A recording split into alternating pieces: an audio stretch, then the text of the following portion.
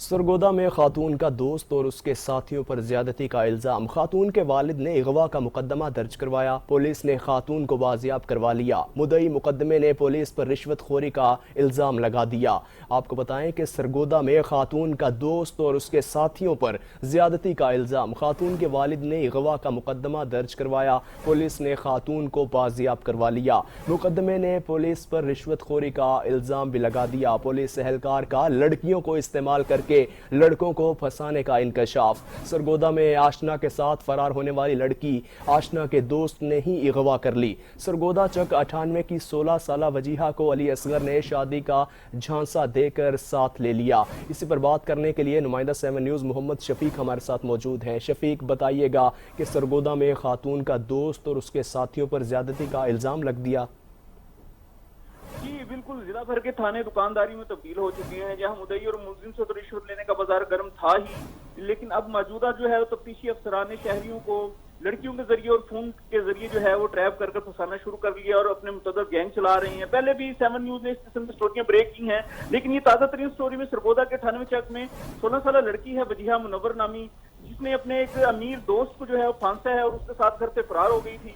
और 5 दिन उसके पास रहने के बाद जब पैसे खत्म हुए और इसका भूत उतरा तो उसने, जो लड़का है अली असगर नामी, उसने अपने एक फैसल नामी दोस्त को कॉल की जो कि गुजरात का रहायशी था। वो उस लड़की को जो है बहला फुसलाकर अपने साथ ले गया और वहां पर जैसे ही लड़की पहुंची है 3 दिन रहने के बाद ज्यादती का इंकशाफ हुआ है तो उसने एएसआई को कॉल करके लड़की को जो है वो बरामद कर लिया और मुकदमा जो है वो दर्ज कर दिया गया है 365 के तहत, अगवा के तहत, दफात के तहत।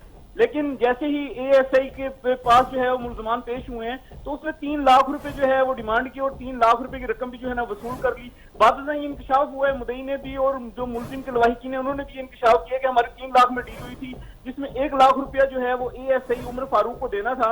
उन 3 लाख रुपए लेने के बावजूद भी एएसआई जो है वो अब ना डीएनए करवा रहा है और ना ही जो है वो आगे मुलजमान को जो है जुडिशल कर रहा है। इस हवाले से जिस समय हमारी एएसआई से बात हुई है तो वो उसने बिल्कुल सरहन इस चीज से इनकार किया है कि मैंने कोई रिश्वत ली है, लेकिन लाहिकीन का ये इल्जाम है कि ये लड़की मुतअद्दिद बार जो है मुख्तलिफ लोगों को ट्रैप करके फंसा कर जो है वो 3-3, 4-4, 5-5 लाख रुपए इस एएसआई उमर फारूक ने जो है वो वसूल किए हैं। इस हवाले से जिस तरह हमारी आला हुकाम से बात हुई है तो उन्होंने किसी किस्म का कोई भी मौकफ देने से जो है वो इनकार किया है। लेकिन इस किस्म के गैंग जो है वो थाना सदर समेत जो है जिला भर में जो है वो एएसआई साहिबान ने जो है वो कायम किए हुए हैं।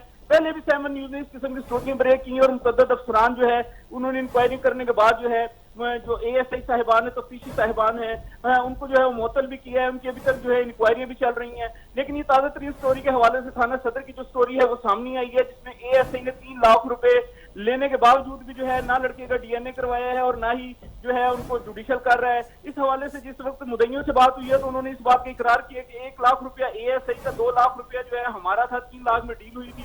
लेकिन उसके बावजूद जो है एएसआई जो है वो आधो आध हिस्सा मांगने पर जो है हमें मजबूर कर रहा है।